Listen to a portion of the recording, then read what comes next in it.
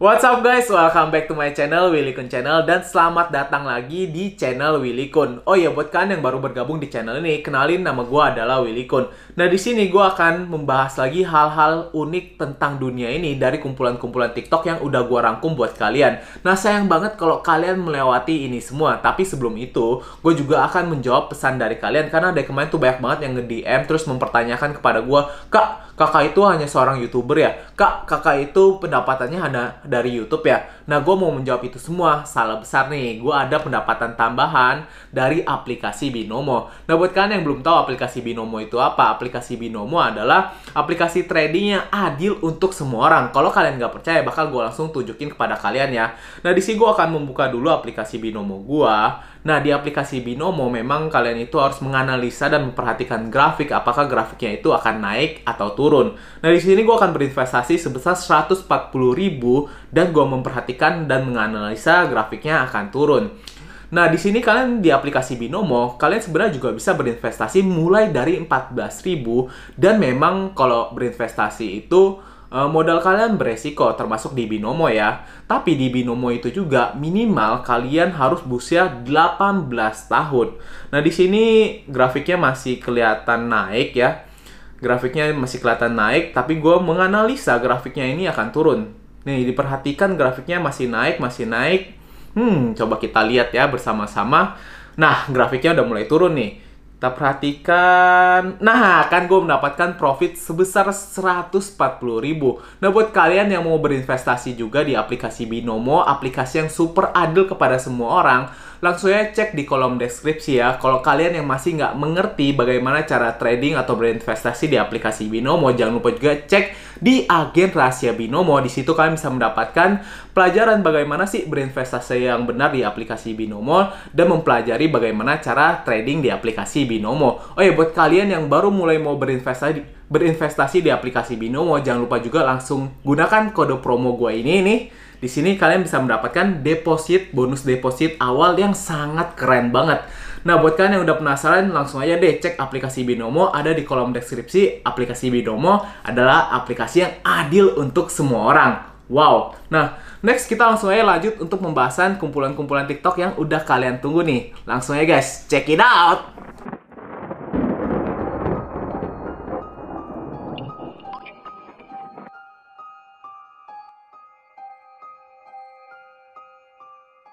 Kalian tahu nggak sih di Amerika Serikat itu ada seorang hakim yang selalu memberikan hukuman yang cukup aneh tapi membuat para pelakunya ini menjadi jerah. Hakim ini bernama Michael Anthony yang berusia 69 tahun dan dia baru banget pensiun pada tahun kemarin nih, pada tahun 2019. Dia pernah menghukum seorang gadis berusia 19 tahun karena menggunakan taksi sejauh 48 km tapi tidak membayarnya, malah kabur. Akhirnya gadis ini dihukum untuk berjalan sejauh 48 km dan akhirnya gadis ini baru bisa menyelesaikan perjalanan itu setelah 2 hari. Kemudian dia juga pernah menghukum seorang pria yang mencoret-coret gerbong kereta. Pria itu dihukum untuk ngecat dinding pengadilan dengan sebuah sikat gigi. Kemudian ada juga seorang wanita yang membuang 35 ekor anak kucing ke dalam hutan. Akhirnya wanita itu dihukum untuk tinggal selama 1 hari di dalam hutan itu tanpa tempat perlindungan sama sekali dan makanan. Kemudian ada juga seorang wanita yang menelantarkan anjingnya kemudian mengikat anjingnya di tempat sampah. Akhirnya wanita itu dihukum untuk tinggal selama 8 jam di tempat terkotor dan di tempat terjorok di kota tersebut. Guys, coba kalian perhatikan batu satu ini deh. Kelihatannya biasa banget kan? Tapi di India, kalian tahu nggak sih, batu ini dipercaya adalah batu yang dijatuhkan oleh Dewa Krishna. Kenapa? Soalnya, lihat noh, dia itu berada di tempat yang nggak datar sama sekali. Tapi kenapa batu ini bisa tetap di sana dan melawan gaya gravitasi? Batu ini bernama Krishna Butterball yang terletak di selatan India dan sekarang batu ini telah menjadi warisan UNESCO. Dari uniknya posisi batu ini, orang India percaya terciptanya batu ini karena Dewa Krishna yang dulunya itu suka makan mentega. Jadi dulu dia ketika makan mentega, tapi nggak sengaja menjatuhkan mentega itu ke bumi. Dan akhirnya mentega itu berubah menjadi batu yang posisinya ini sangat unik banget melawan gravitasi. Dan uniknya lagi, kalau kalian perhatikan bagian belakang dari batu ini terlihat seperti terpotong sendok dari mentega itu sendiri. Jadi dipercayain batu ini nggak mungkin tercipta karena alam, pasti dijatuhkan oleh Dewa Krishna. Dan dulunya pada abad ke-19 sebenarnya batu ini juga mau dipindahkan dengan cara ditarik oleh 7 ekor gajah. Tapi bener-bener batu ini tidak bisa digerakkan sampai sekarang. Coba kalian perhatikan batu satu ini nih. Batu satu ini tuh unik banget, dimana batu ini terlihat seperti terbelah oleh pisau. Padahal batu ini tuh gede banget. Batu ini bernama Al-Nasla yang terletak di bagian negara Arab. Selain dari bentuknya yang unik ini yang seperti terbelah oleh pisau, batu ini juga berdirinya unik banget tuh. Dia berdiri di tempat batu yang lebih kecil. Bagaimana batu ini bisa terbelah seperti itu dan berdiri di tempat seperti ini masih menjadi misteri sampai sekarang. Banyak yang berusaha menjelaskan fenomena ini dan mengatakan batu ini terbelah karena alam, di mana batu ini akhirnya pecah dan akhirnya terjadi belahan seperti ini. Tapi coba kalian perhatikan, terlalu lurus gak sih kalau karena alam? Dan ada juga satu teori yang lebih jauh dan lebih gila lagi mengatakan kalau batu ini terbelah karena laser dari UFO atau alien. Karena kalau kalian perhatikan dari ini ada juga gambar di sebelah sini nih. Gambar ini diperkirakan dibuat oleh makhluk asing atau juga bisa dibuat oleh peradaban kuno yang jauh lebih maju. Tapi sampai sekarang balik lagi tidak ada yang bisa menjelaskan arti dari gambar ini dan bagaimana batu ini bisa terbelah. Nah, gimana menurut kalian? Gimana bisa batunya terbelah? Part 2 cerita lengkap dari seorang pria yang nyaris banget tertelan sama ikan paus. Nama pria ini adalah Rainer. Dia adalah seorang pengamat lautan yang pada waktu itu dia sedang mengamati pergerakan ikan sarden. Tapi nggak disangka-sangka waktu itu malah ada seekor ikan paus yang muncul dari dalam lautan. Pada saat itu ikan paus ini nggak sengaja banget menelan Rainer seperti yang kalian lihat nih. Dia udah ketelan sama ikan paus itu nih, jarak deketnya tuh.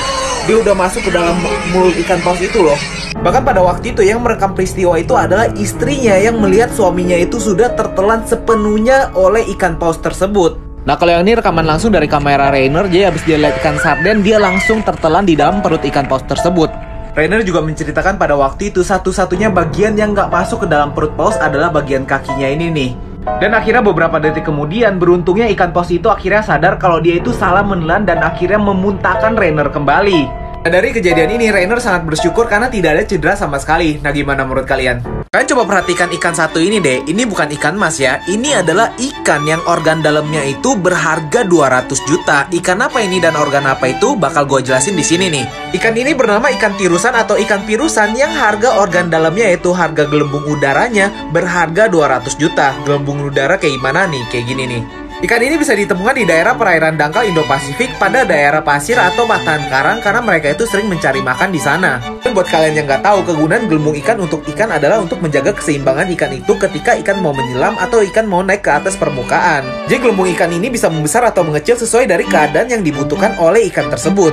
Tapi rupanya yang membuat harga dari gelembung udara ikan tirus ini menjadi mahal karena gelembung udara dari ikan tirus itu bisa disulap menjadi benang jahit untuk menjahit organ dalam ketika operasi.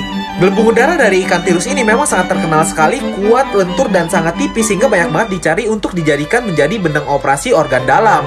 Kalian tahu gak sih di mata manusia itu ada satu lubang kecil yang sebelah sini nih, namanya adalah lacrimal punctum yang gunanya itu kalau kalian menangis, kalian juga akan pilek. Lubang ini tersambung dengan saluran di hidung kita yang otomatis kalau misalnya kita sedang mengeluarkan air mata itu akan masuk ke lubang hidung kita, kemudian akan membuat kita pilek. Dan seperti yang kalian lihat di gambar ini, lubang ini sebenarnya juga ada dua, ada di bagian bawah dan di bagian atas. Dan yang paling gampang kalau kalian mau lihat, bisa lihat yang bawah ini dengan menggunakan kaca. Coba perhatikan di bagian sebelah sini, pasti ada deh. Dan sebenarnya fungsi utama dari lacrimal punctum ini sendiri bukanlah untuk cuma mengalirkan air mata ini ke lubang hidung, tapi juga untuk menjaga kelembapan dari mata itu sendiri biar nggak terlalu basah atau terlalu kering. Nah, itu dia informasi menariknya. Coba sekarang aku dulu siapa yang langsung cek matanya nih. Coba tag teman kalian biar teman kalian juga tahu informasi menarik ini ya, oke? Kalian tahu nggak sih, belakangan ini lagi viral banget tentang berita penampakan hantu pocong yang ada di drama Korea Startup ini nih. Jadi gue juga baru tahu viralnya penampakan pocong di drama Korea itu lewat aplikasi Hello ini nih. Lihat, sampai masuk trending topiknya nomor 8. Pocong di drakor startup yang udah dibicarain sebanyak 5,5 juta lebih loh. Nah, ini penampakan pocongnya ada di atas halte noh. Coba kalian perhatikan benda putih yang kelihatan ada kayak penutup pocongnya gitu. Kalau kalian nggak kelihatan sih, lihat nih. Ini zoom lebih deketnya, kelihatan bener-bener mirip pocong banget kan. Ini kalau kalian lihat ada di episode 10 menit ke 43an. Coba kalian cek nih. Dari penampakan pocong di serial drama Korea Startup itu, banyak banget netizen Indonesia yang kebingungan kenapa yang muncul itu malah hantu pocong. Apakah jangan-jangan hantu pocong itu lagi go internasional ya? Wow. Nah, gimana menurut kalian? Apakah benar ini adalah hantu pocong yang muncul di serial drama Startup Korea itu? Soalnya mirip banget ya sama pocong. Gue pribadi udah ngepost di aplikasi Hello dan bilang kalau ini adalah penampakan hantu pocong. Soalnya di aplikasi ini selain bisa ngeliat berita trending juga bisa ngepost loh. Guys, kalian tahu gak sih misteri yang ada di balik bundaran HI yang ada di Jakarta ini? Rupanya sangat menarik dan sangat misterius sekali loh. Jadi trendingnya tentang misteri Bundaran HI ini berasal dari seorang TikToker bernama Rida Nariswari itu yang membuat satu video ini nih. Di dalam video ini bisa kalian perhatikan ada sesuatu yang bergerak tapi aneh sekali. Bentuknya itu seperti ular atau buaya atau makhluk yang tidak bisa dikenali. Dan rupanya setelah gue telusuri, Bundaran HI pertama kali dibangun pada tahun 1959 dan akhirnya jadi pada tahun 1962 untuk acara Asian Games. Tapi mengerikannya, kalau kita perhatikan penampakan Bundaran HI dari satelit, kita akan melihat bentuknya ini seperti mata Horus atau lambang dari Illuminati Freemason. Kalian lihat detailnya ini terlalu kelihatan sama banget kalau ini cuma kebetulan. Dan menurut penelusuran, memang di bawah dari Bundaran HI itu ada sebuah ruangan rahasia yang pintu masuknya ini ada dua, sebelah sini dan sebelah sini. Dan rupanya kalau kalian penasaran sama isi ruangan tersebut hanya berisi panel-panel listrik seperti ini nih. Nah gimana menurut kalian, apakah penampakan ini adalah hewan, manusia, atau makhluk misterius? Kalian tahu gak sih peti-peti mumi berusia 2500 tahun baru saja dibuka di Mesir? Peti-peti mumi yang akan dibuka ini berjumlah 59 peti yang ditemukan di daerah kota Mesir kuno dalam keadaan sangat baik sekali. Peti-peti mumi ini ditemukan di dalam sebuah lubang yang diperkirakan di dalam peti ini berisikan orang-orang kaum bangsawan dan para pendeta. Nah, perhatikan, di dalamnya ini adalah mumi yang berusia 2500 tahun nih. Wow, keren banget ya. Tapi buat kalian yang nggak tahu, dipercaya juga sebuah mitos di mana kalau membuka peti mumi seperti ini akan membawa sebuah bencana besar atau juga kutukan yang bisa berujung maut. Tapi walaupun para arkeologi sudah diperingatkan dari mitos tersebut, para arkeologi seperti yang bisa kalian lihat tetap membuka peti-peti mumi ini nih. Dan diperkirakan nantinya mumi-mumi yang dibuka ini akan dipertontonkan di museum terbesar di Mesir. Nah gimana menurut kalian? Kalian udah gak penasaran lagi kan sama isi dari kotak mumi ini? Terus gimana menurut kalian? Apakah benar kutukan dari mumi akan terjadi? Sebuah peraturan baru dikeluarkan oleh Kim Jong-un di mana bagi siapa yang menyisakan atau menyia-nyiakan makanan yang dia peroleh akan dihukum dengan hukuman yang berat.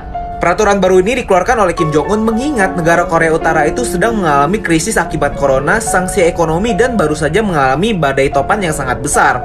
Kim Jong-un membeberkan hal ini bisa terjadi karena sejak Januari memang negara Korea Utara itu sudah menutup semua kegiatan jual beli dengan negara lain. Dan hal ini diperburuk pada bulan Agustus dan September di mana terjadi badai topan yang sangat besar di Korea Utara yang menghancurkan ladang-ladang pertanian di sana. Dan karena itu semua, kasus kelaparan di Korea Utara meningkat sangat tajam di mana pemerintahan Korea bahkan menghimbau agar warganya ini memperbanyak memakan buah-buahan dan sayur-sayuran. Hal ini disebabkan karena harga daging sekarang sudah melonjak sangat tajam di Korea Utara. Bahkan pemerintahan Korea juga mengatakan akan menindak tegas setiap orang yang menyia-nyiakan dan membuat limbah makanan. Jadi bisa aja di sana sekarang setiap orang yang menyia-nyiakan makanan akan dihukum penjara atau bisa juga dieksekusi. Peringatan untuk para perokok yang suka mengendarai mobil, jangan pernah coba-coba meninggalkan korek api kalian yang seperti ini di dalam mobil, apalagi di depan dashboard, karena bisa meledak loh. Nah kalau kalian nggak percaya, coba perhatikan video satu ini di mana sebuah mobil dashboardnya itu sudah meledak karena ada korek api yang ditaruh di dashboard mobilnya ini nih. Ini berbahaya banget karena korek api itu sangat rawan meledak kalau misalnya terpapar sinar matahari secara langsung.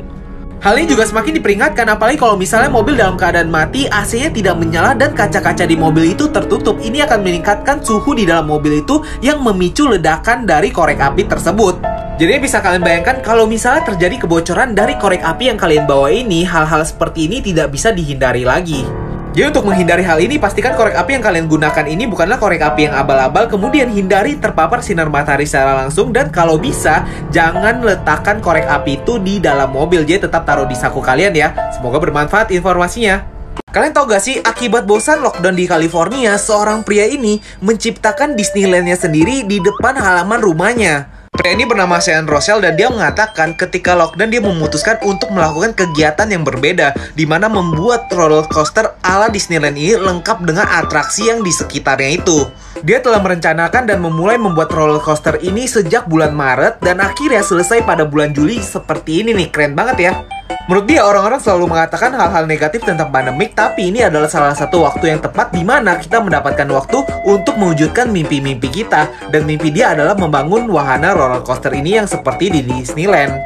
Dan keren ya, wahana yang dia bangun sendiri ini udah mirip banget sama yang di Disneyland. Ada lagunya, ada robotnya, bahkan ada juga miniatur dari air terjun. Dan ini semua dia bangun dengan biaya 211 juta. Nah gimana menurut kalian? Ada gak yang mau bangun Dufan di depan halaman kalian? Mungkin bisa kayak gini nih, keren banget.